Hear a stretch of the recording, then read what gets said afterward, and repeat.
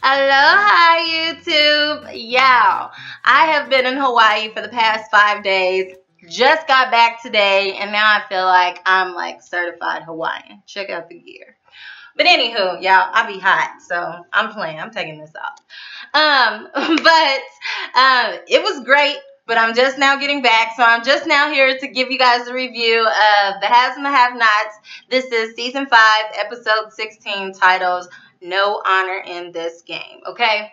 By the title alone, I already knew that somebody is getting the short end of the stick in tonight's episode, and that was a few people. But we'll get to that. Before we jump into that, if this is your first time on my channel and you are not a subscriber, you may as well go on and click that subscribe button. I promise to give you great commentary on some of your favorite shows like this one. And if you are a returning subscriber, mahalo, which means thank you. I told you I'm like Hawaiian now, basically. Anyways, let's get into the real reason why we're here. The review, here to give you my take. Now, the episode starts off where it left off, of course, with J&J, Jeffrey and Justin, and they are like hot and heavy. I can't say in the sheets because they didn't get to the sheets. They was on the couch, okay?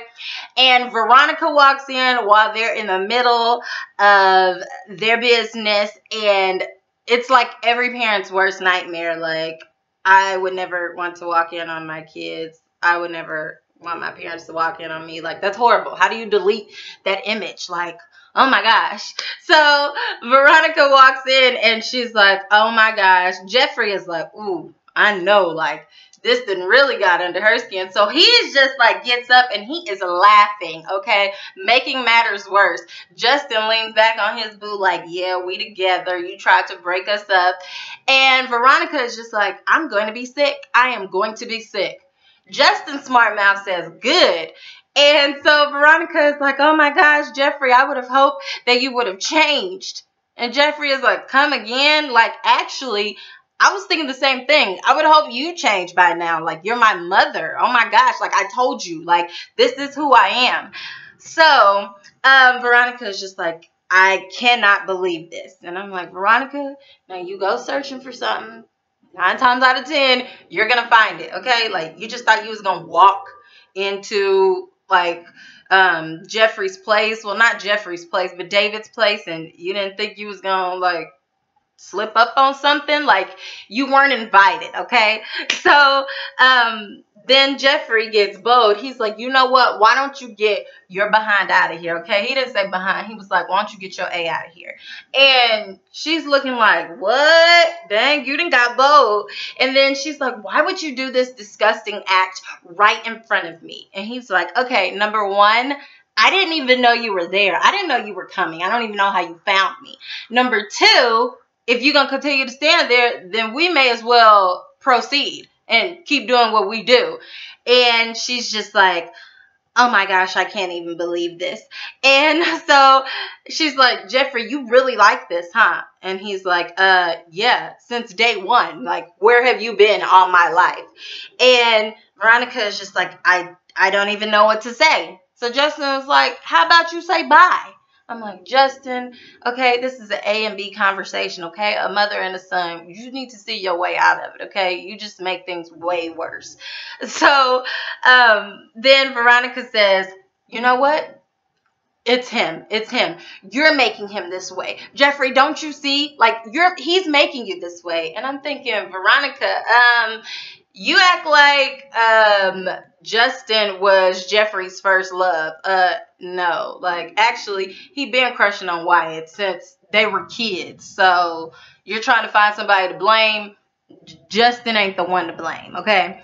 And then so Jeffrey is like, no, he's not. I was born this way. I've been this way since day one. So Veronica is furious. She's like, no, you weren't. I'm not accepting that. Nobody is born that way. So Jeffrey is tired of her. Here goes strike number 2. He's like, get your A out of here. And she is looking like, oh my gosh, like, when did you get so bold? And he's like, get so bold?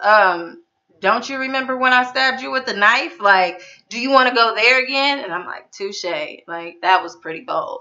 And so Jeffrey is like, look, at this point, you've broken me down enough. You've literally taken everything from me.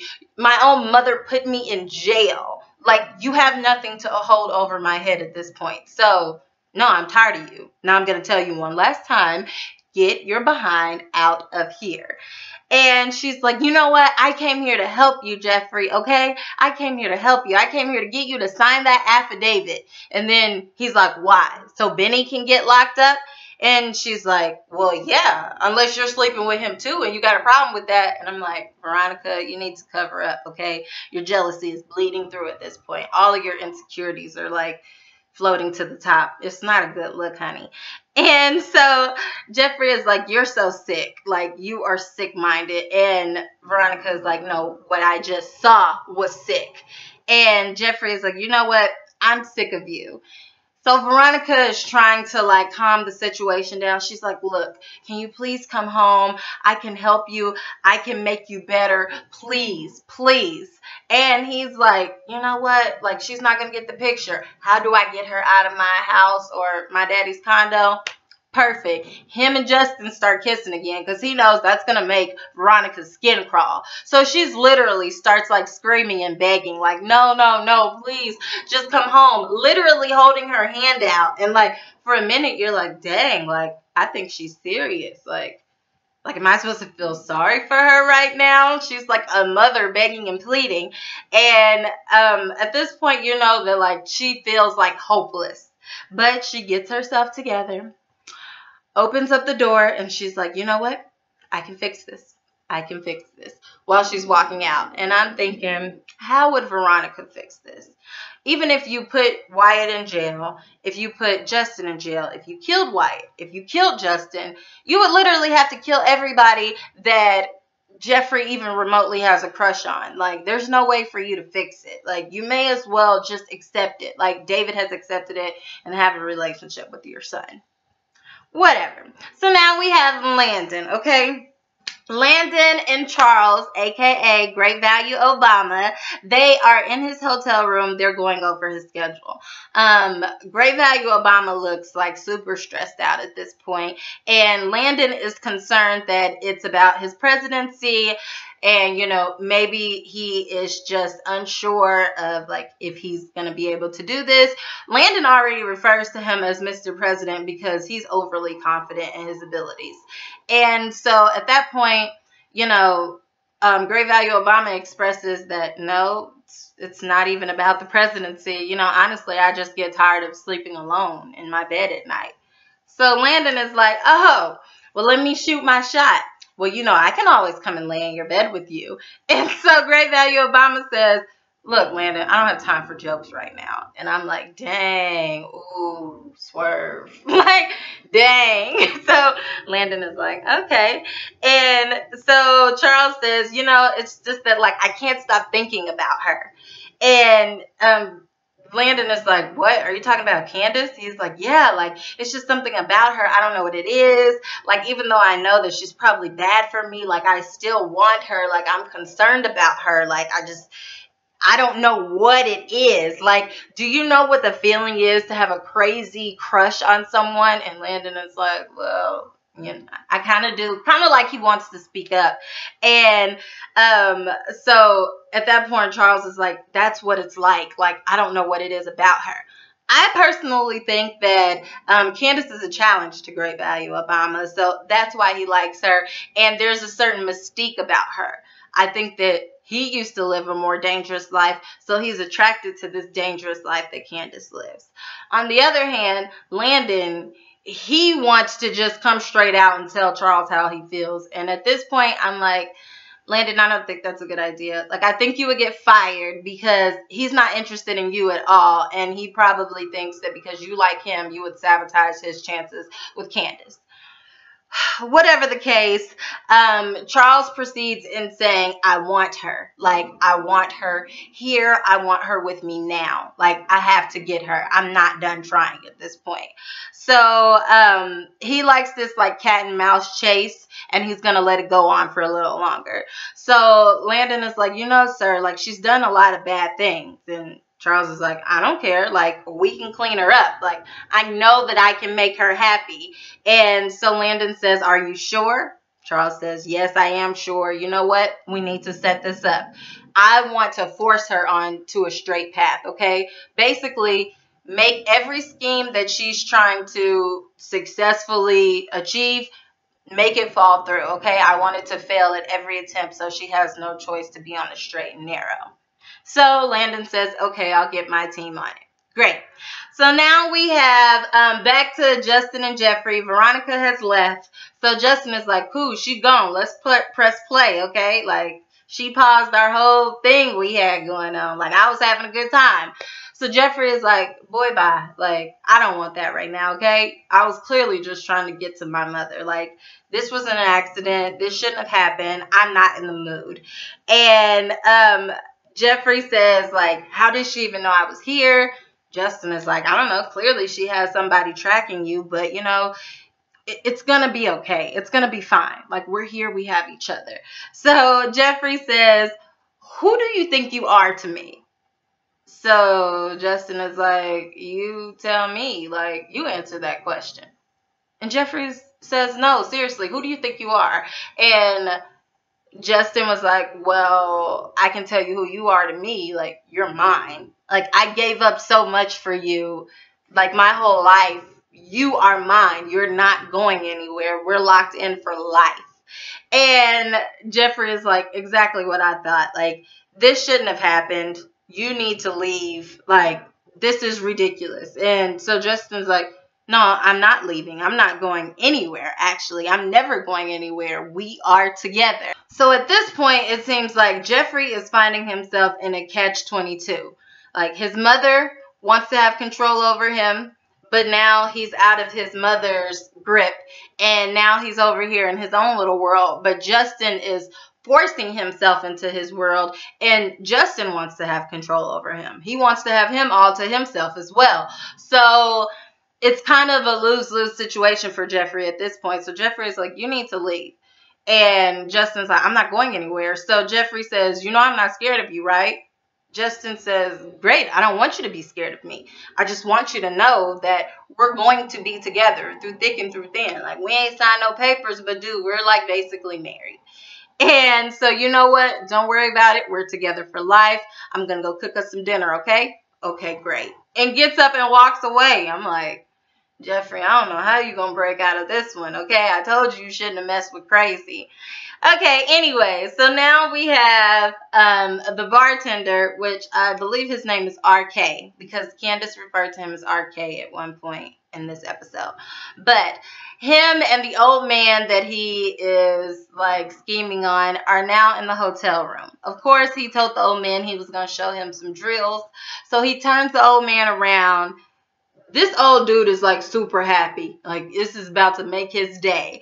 But the moment when he's vulnerable and not really on his P's and Q's, this is when the bartender takes his wallet out of his back pocket and looks at his ID, realizes this old man is the teacher at the university, which means that he has money. He also took his money that he had out of his wallet, and he has, the old man turns around and was like, wow, you conned me. Are you serious? Like, I will call the police. The bartender was like, you're not going to do that. First of all, you don't want it to be all over the news. I'll just scream that you raped me and you drugged me. So the bartender says, look, you're going to take these credit cards. You're going to go to the ATM. You're going to get me $10,000 in cash out. And then we're going to move on as if nothing happened. But I know you really wanted me, but not this time. And you're really not quite my type. So the old man is, like, super pissed off, but he knows, like, dang, like, I can't, be out here in these streets like that. I got a reputation to uphold. So, of course, he's going to give him the money. Now, we have Jim. He's in his hotel room. I believe, or in the house. He calls Oscar. He is pissed off to the highest level of festivity. He is like, dude, this money is not in my account. Oscar says, are you playing with me? Like, you just try not to pay me my cut. I know the money is in your account. I'm looking at my computer right now, and it went to the crier company. Jim says, you need to check again because it's not in there. Nobody's trying to play you. I don't have the money. Now, remember, Candace named her bank account the crier company as well, so that it wouldn't look suspicious in any type of way. For whatever reason, Oscar didn't think to look into the account information one last time to make sure that the numbers matched up. At this point, he checks the confirmation numbers and the account numbers, and he realizes that the number that Jim texted him is not the account number that it went to. So he's like, oh my gosh, the numbers are different. I'm so sorry, Jim. Don't worry. I'm going to sort this all out.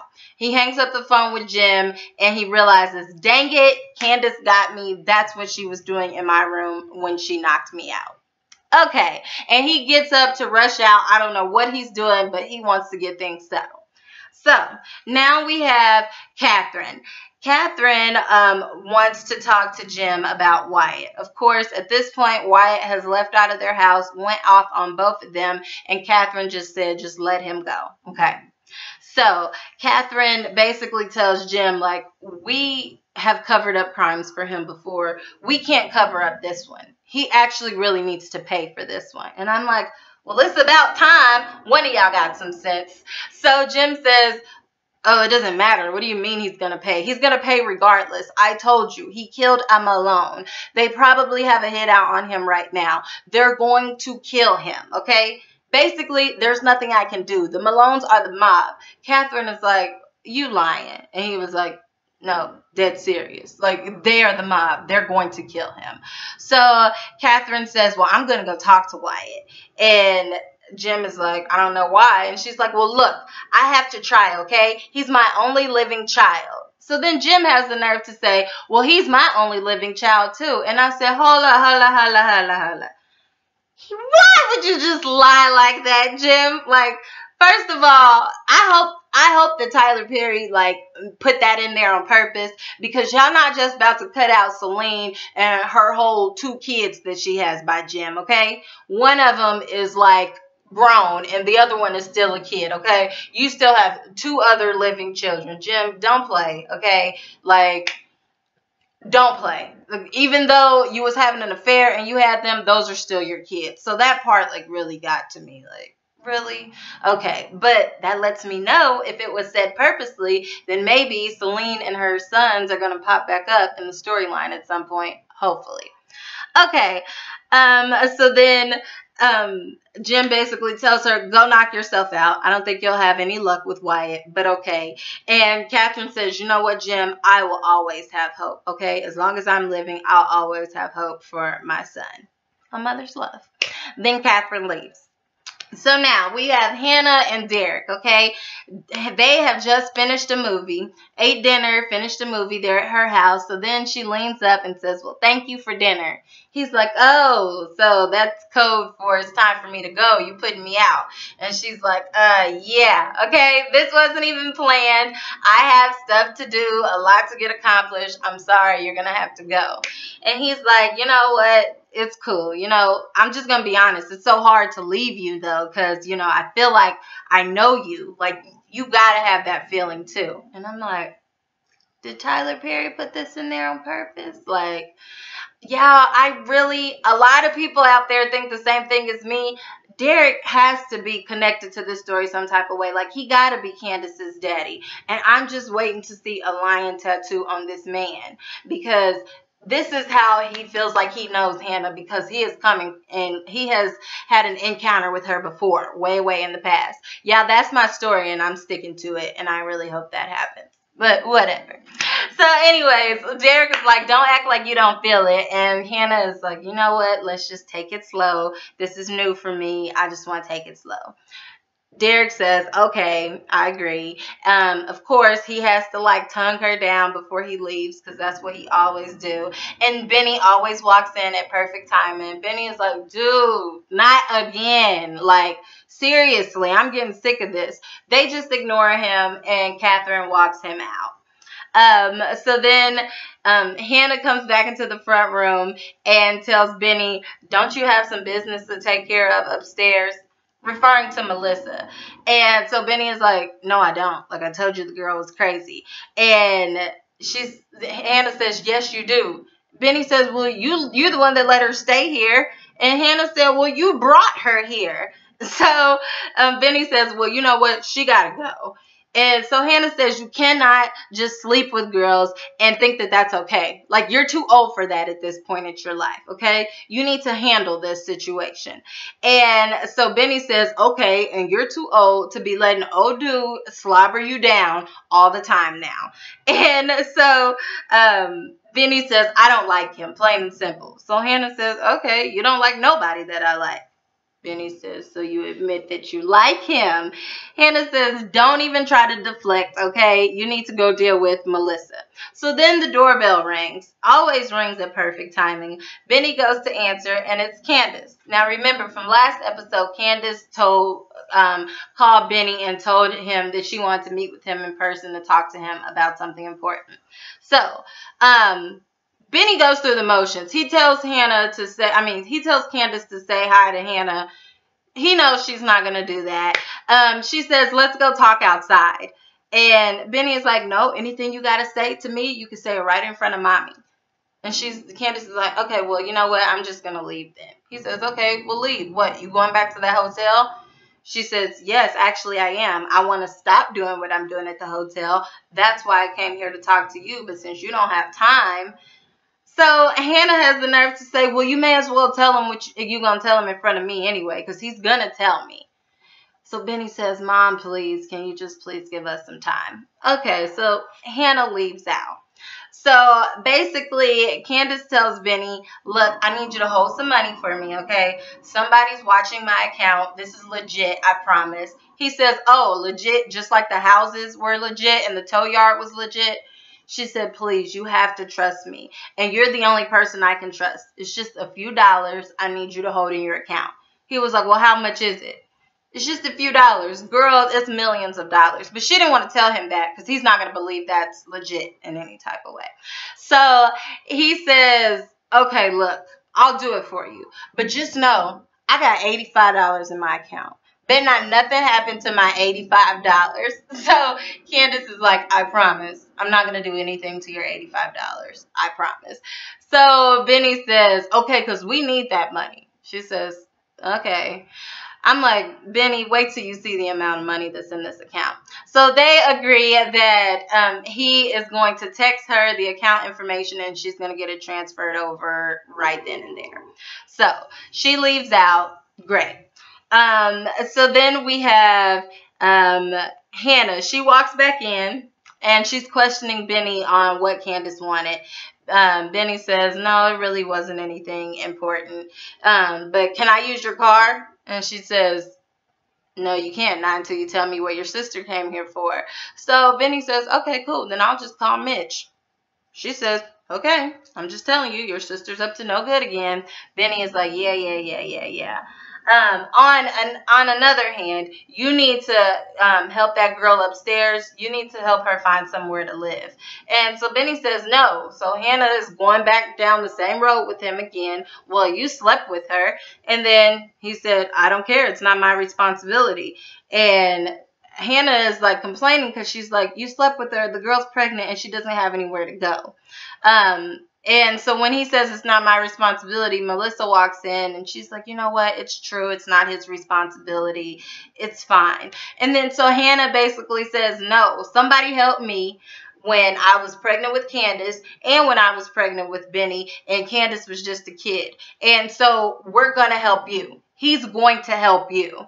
And he says no. And Hannah was like, don't be rude to her. And Melissa, you don't allow somebody to treat you that way. And I'm like, girl, if you only seen how Melissa acts. But whatever. She says, Benny, you need to apologize to her. Basically, I raised you better than that. So he puts down his guards and was like, okay, I'm sorry. I apologize. Okay. And then, Melissa says, I really don't mean to be a burden at all. And then Hannah's like, you're not a burden. You're just, in a bad situation right now. And it's going to get fixed. It's going to get worked out. And then Benny says, okay, we'll figure this out later when I get back. I got to go make a run. When he gets up, like stacks on stacks on stacks falls out his pockets. Little exaggeration, but it was the stack of money that he got from Mitch's family, the Malones. Of course, he wants to go and return this money because he thinks that they have a return policy and they don't. So Hannah is like, Benny, what in the world is that? Is that what your sister came here for? Did she give that to you? How did you get that? So Benny is stupid. Like, he doesn't think on his feet. He's always lost. And he's just like, he gives himself away all the time. So Melissa, she's a quick thinker, okay? She been scheming people. She been lying. She been like playing a role. So she already knows this. So she's like, oh, it's mine. I gave it to him to hold. I didn't want Veronica to get to it. So Hannah's like, oh, well, girl, you got more than enough money to find yourself somewhere to live then. She's like, yeah, I do, actually. Thank you, Benny, so much for holding this money for me. And he's like, yeah, no problem. And, like, passes it to her. And I'm like, Benny, how stupid are you that you would really give a stack of money to somebody, money that's not yours and it's not hers? Whatever. So Hannah was like, great. You guys can figure this all out. And she walks out. She said, Melissa says, I'll find somewhere. Hannah tells her, with that much money, you need to put it in the bank. Melissa says, great, I'll do it tomorrow. So then when Hannah walks out, Benny reaches for the money and Melissa puts it behind her back. And he was like, you better give me my dang money. And she was like, boy, bye, you're not getting this back. And then he's like, I'm not playing with you. She's like, ha, ha, ha, here's your money. Then Benny says, okay, when I get back, we're going to find you somewhere to live. She says, okay, well, you got enough money, Big Daddy. And he's like, yeah, all right. So I'm like, Melissa, Melissa's an opportunist, okay? And she likes to be a kept woman. So now she's looking at Benny like, oh, you got some change. I'm going to be nice to you. I'm going to make you feel like I got your back so you can have mine. Okay. So then we see Wyatt at his apartment, his condo. He's literally yelling at the bank on the phone like, why did you guys let somebody take some money out of my account? This is ridiculous. Gets mad and throws the phone at the wall. Then there's a knock on the door. It's Catherine. But she doesn't say who she is. He just says, come in. So she comes inside. So he's like, what do you want? Okay. I hope you're here to run me my money. Okay. Y'all know he didn't say run me my money, but he wants his money. She was like, well, I can't do that. Like, your father has it. And then, so Wyatt is like, well, how in the world does he have it? And then Catherine says, look, it's for your own good, son. So Wyatt starts lying, talking about, look, I'm going to have checks that bounce. I got bills. I got this. I got that.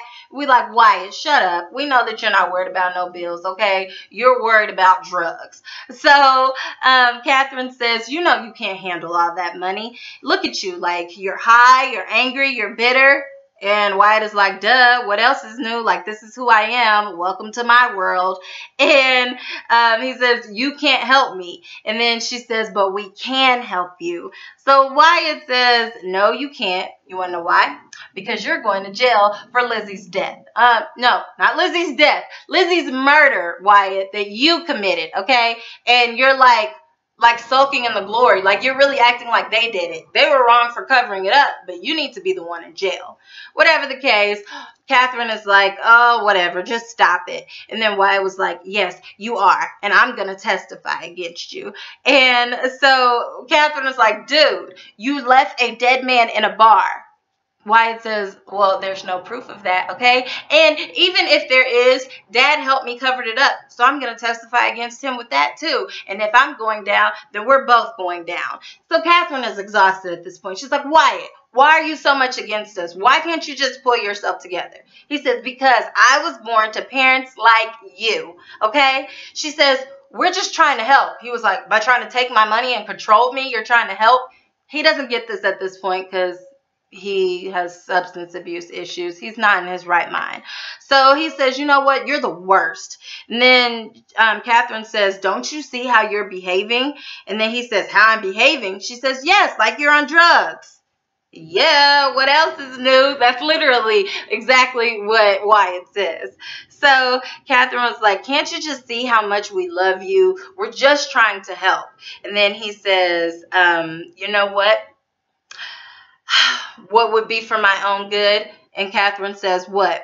He says, for my sake and for Amanda's sake, his deceased sister at this point, for my sake and for Amanda's sake, you should be dead. And I'm like, Wyatt, you got your nerve. Like, you really have the nerve. So, Catherine is like, don't say that to me. And he says, you know what? I wish cancer would have killed you. And I'm like, wait, what? Like, first of all the way back to season 1, only Hannah and Catherine knew that Catherine had cancer. And Hannah helped her through that. Nobody else in the family knew. So she's like, how'd you know that? He said, oh, actually, I know a lot of things, but I keep my mouth shut.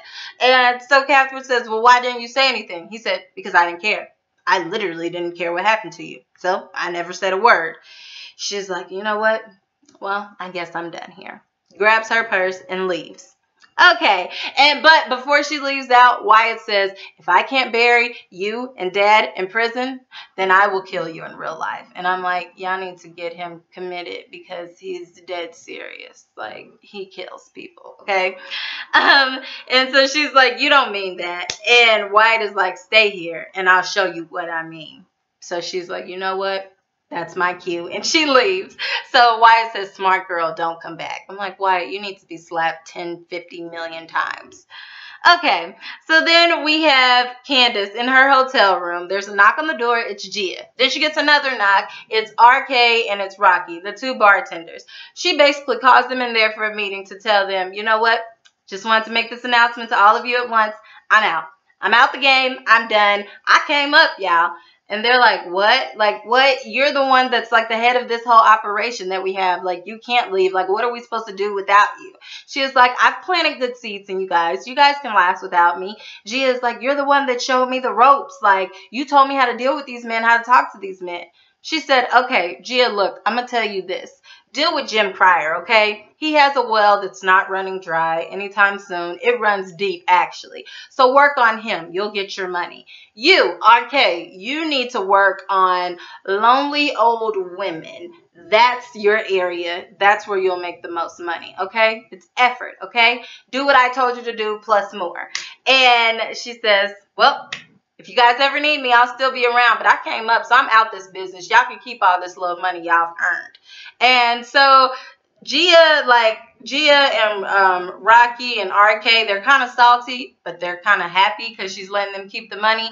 So they leave out one by one. Rocky is still left there. Rocky is like, so how much money did you get? She said, I just know I came up. I'm not telling you the amount. And then he was like, oh, is it because I took that screenshot picture for you on Oscar's computer? And then she's like, yep. He's like, okay, so where's my cut?